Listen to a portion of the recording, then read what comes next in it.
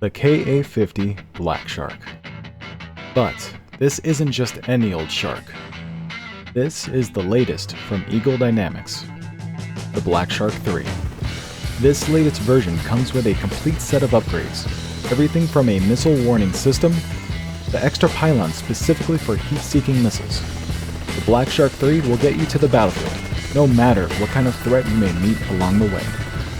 Just sit back, relax, and watch as we take on both land and air threats on Hoggett's Georgia at War.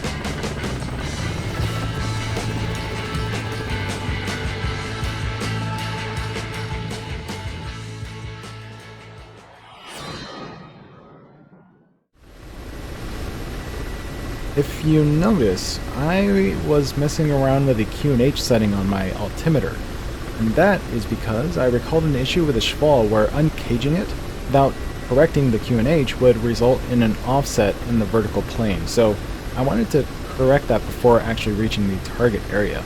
However, you'll also notice the pitch on the collective is also changing because in order to maintain altitude, the autopilot needs this knob to not be turned, which is going to result in what's coming next.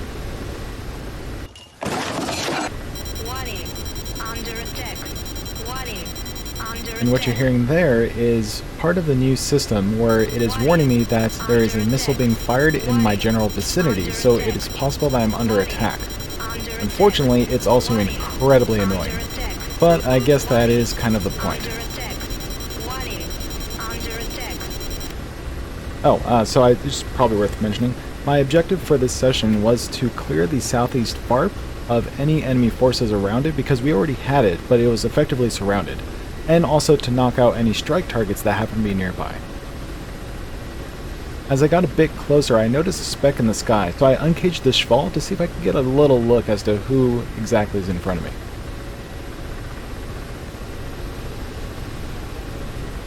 And just my luck, I realized it was an enemy flanker, so I guess it was about time to put those fancy new Iglas to use.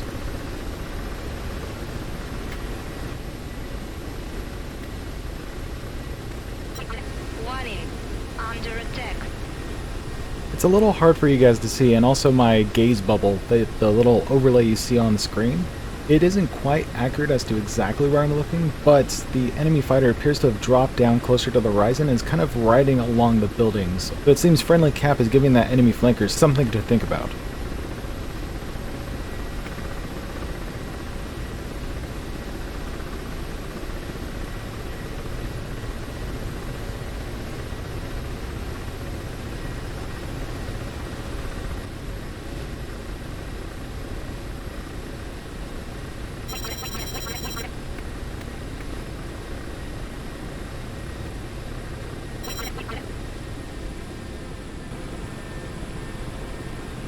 After spotting this fireball, I decided to hover around these buildings for cover just in case. Turns out this was actually a good idea since we're about to see at least 3 more flaming wrecks.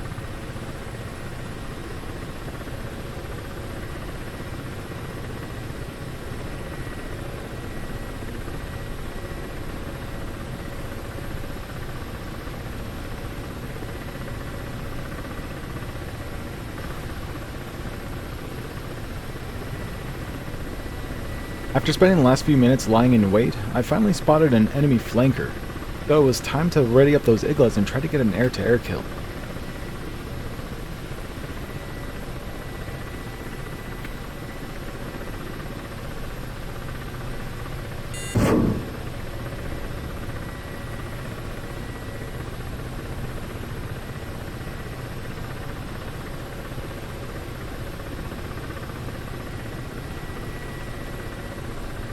And unfortunately, it looks like he was able to outrun my Igla, so yeah, there's no way I'm catching up to that.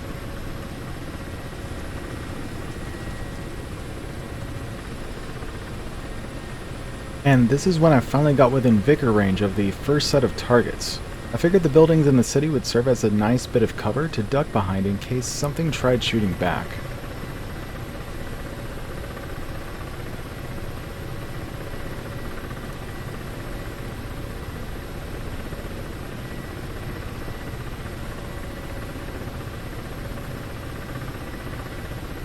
To help with this, I'm setting up a fixed point to correct my INS position based on the Abras.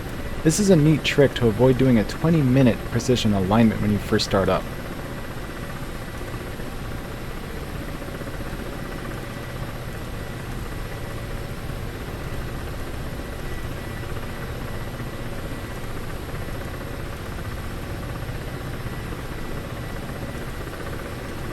With the fixed point set, I switched back to operate mode, selected fixed point 1, and pressed uncage to correct my INS position.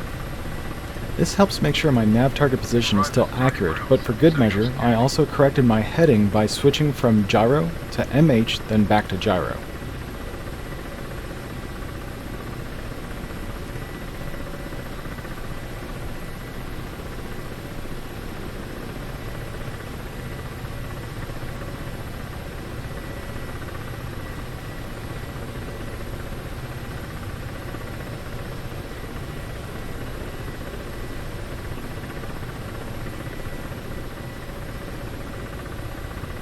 You know, looking back, I can't believe how lucky I was. This Tunguska could have easily killed me if I was just 200 meters closer.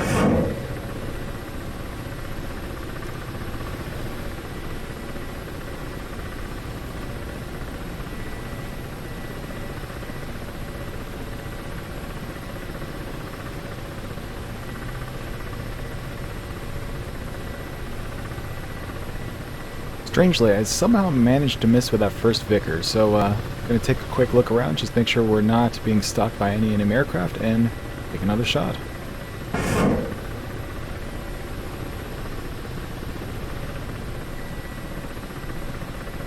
And with easily the biggest threat out of the way, I went ahead and went for the second biggest threat, and that is the Shilka. After that, I just start working on armors.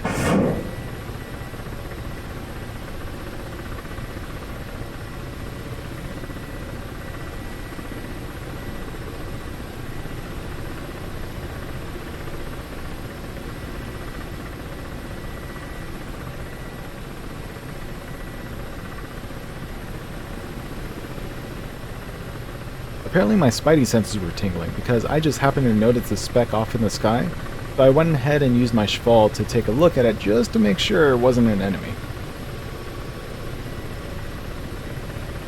Unfortunately, it escaped into the cloud, so I wanted to keep my eye on it in case it came back down.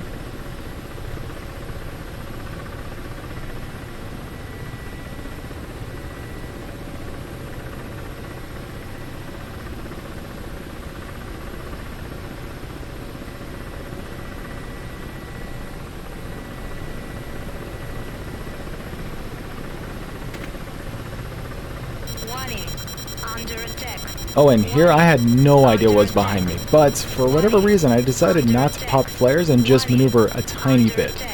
I guess I thought it was more important to get eyes on instead of avoiding a potential missile.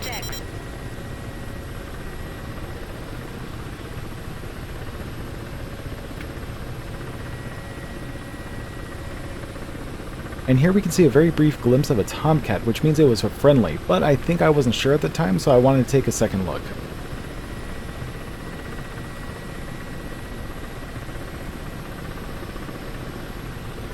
And sure enough, there's no mistaking that Dorito silhouette.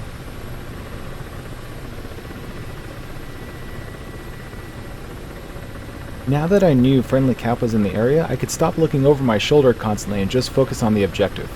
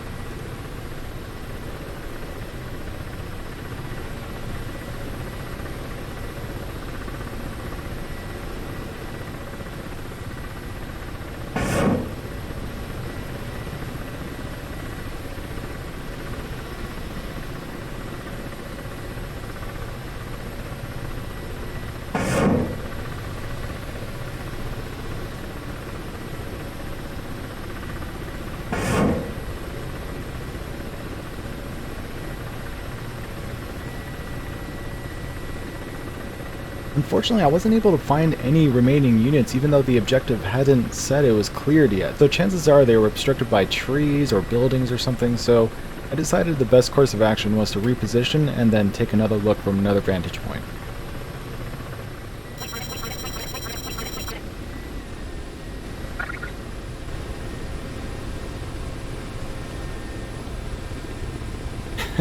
And of course, on the way I happened to spot another fiery wreckage coming down from the skies. Hopefully that was an enemy. Warning, under attack. Warning, under attack.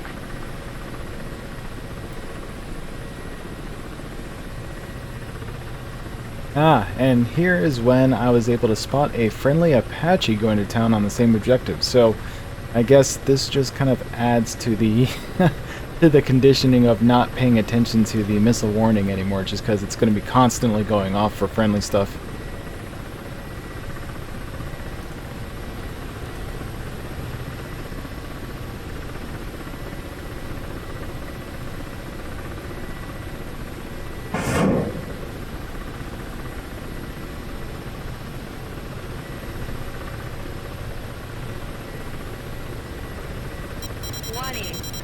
And strangely, it doesn't look like this warning came from the Apache, and plus on top of that, he's really maneuvering, so possibly he's just been shot at.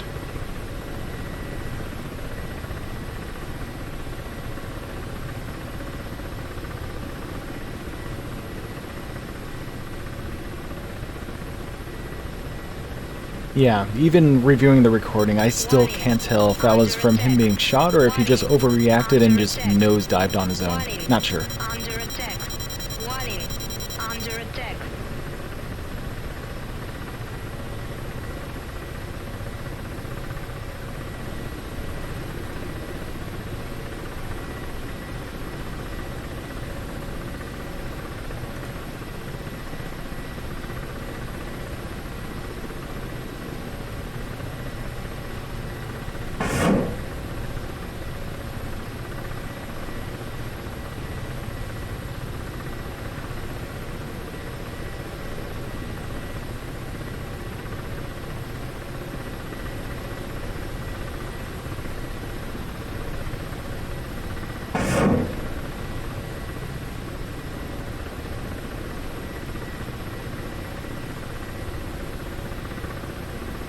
Alright, and with me down to my last Vicar, I figured it would be best if I sent a Blackhawk over to the southeast FARP, just in case it didn't have any ammo or fuel available on it.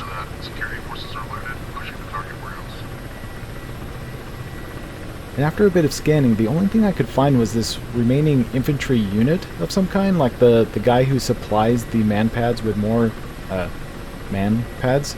But yeah, so I decided to go for him just in case he would cause the objective to despawn. And go figure, having said that, the objective despawned, and I didn't notice until just now. So I guess it's time to head over to Southeast FARP and rearm and refuel.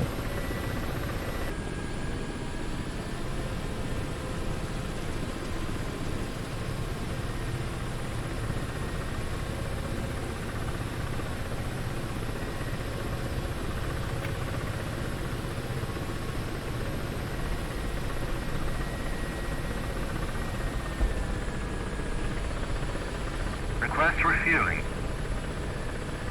Request rearming. And here I decided to set up another fixed point so I could correct my INS position, just in case I need to.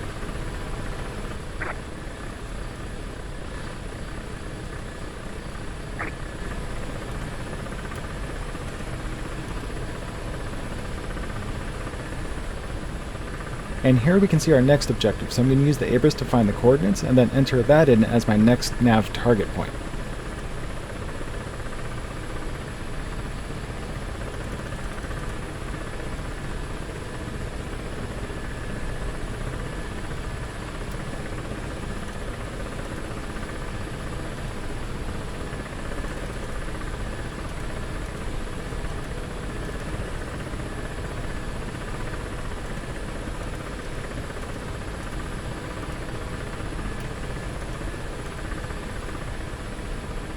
And just like that, time to take off and take care of some more enemy ground forces.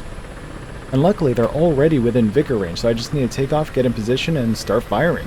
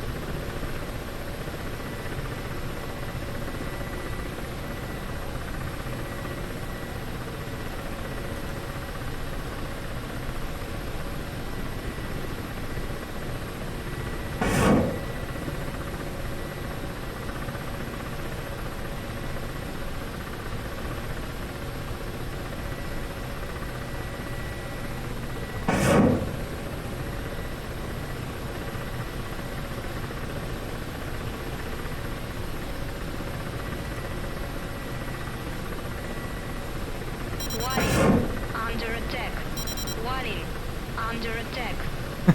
This Apache about gave me a heart attack.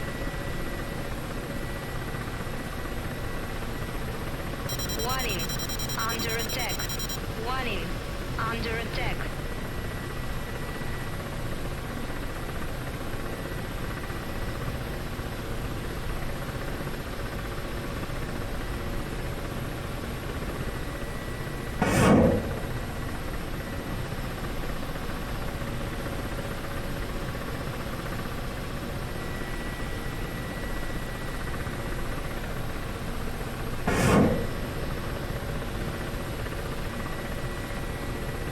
Yeah, so I thought I could thread the needle here, but apparently there's actually a hitbox that is invisible between these two poles. So, yeah, we're gonna have to reposition with that one. Warning. Under attack. Warning. Under attack.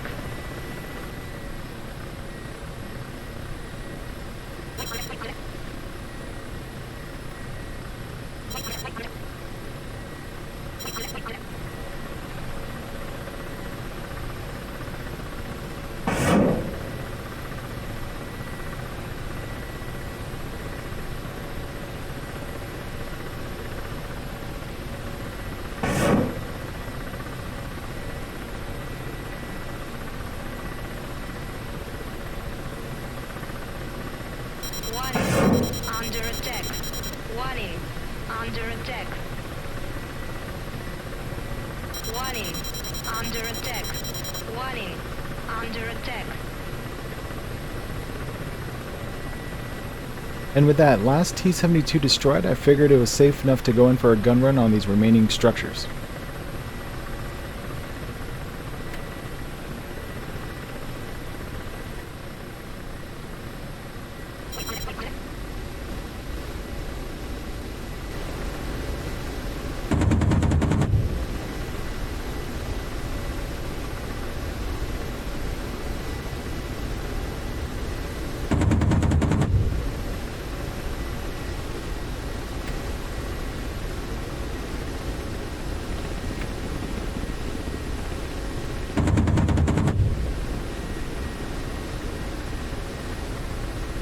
Warning. Under attack. Warning. Under attack.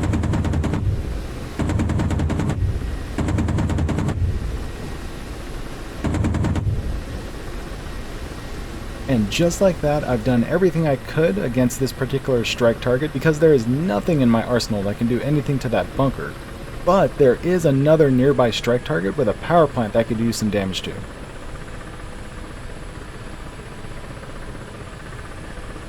Request rearming. Copy.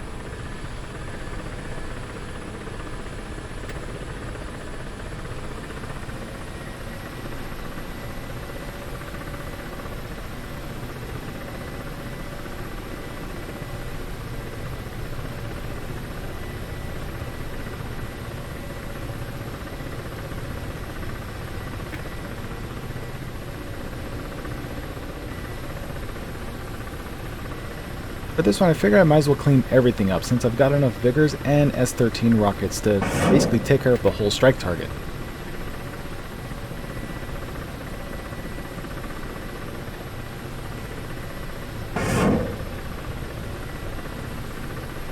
Warning.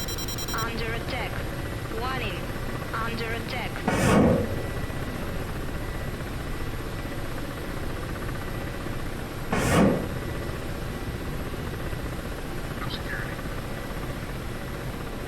And looks like we have friendly Apaches trying to mop up as well.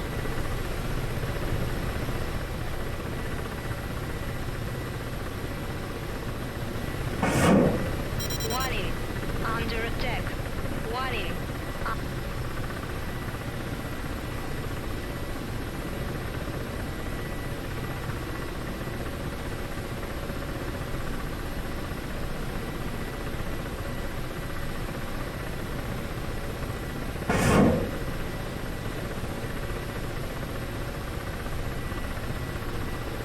With all these small structures taken care of, it was time to try out these S-13s on this big factory-looking thing. I've never actually done this before, so I was very curious how this would turn out.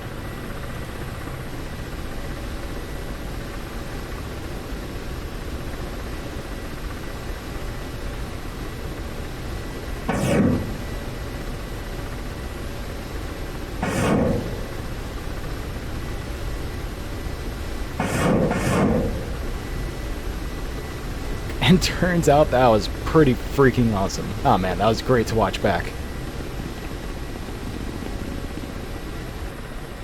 But even with that strike target completed, I was kind of on a roll, so I wanted to keep it going for one last little mission.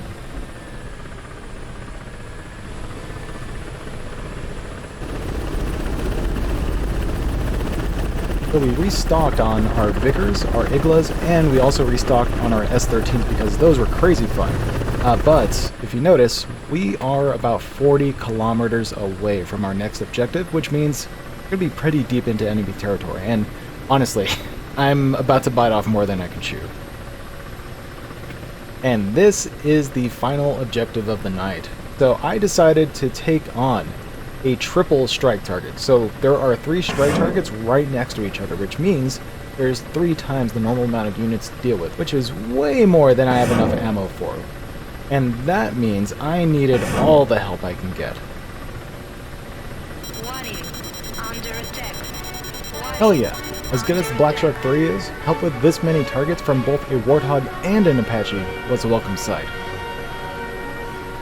Don't worry, loves. Cavalry. Warning. Oh boy, Under okay, attack. well, maybe not. At Under least we have the attack. Apache, right? Warning. Under Oh, attack. oh, Warning. okay. Under attack. Well, I guess it was all up to me. Under attack. Warning. Under attack. Warning. Under attack. Warning. Under attack.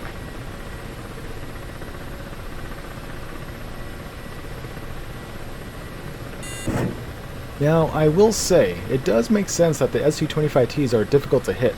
Between their IR jammers, flares, and when they do get hit, they can take a hit. Yeah, I'd say the Frogfoot is pretty formidable. But this? What, excuse, a 90-degree off-bore sight shot? Legit. What a way to end the night. Oh man. Anyways, thank you guys for watching. If you enjoyed this content, feel free to give me a like, and if you really liked it and would like to see more of this kind of stuff, make sure to hit that subscribe button, and tune in next time for some more DCS World gameplay videos. Oh man, take care guys, have a nice day.